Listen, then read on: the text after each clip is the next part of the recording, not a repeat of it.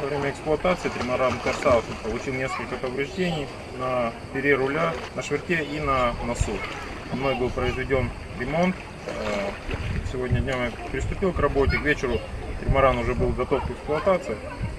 Был приятно удивлен легкостью работы с материалом, из которого сделан корпус тримарана.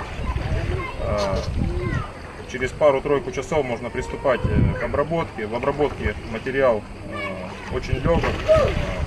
Результаты вы можете увидеть сами.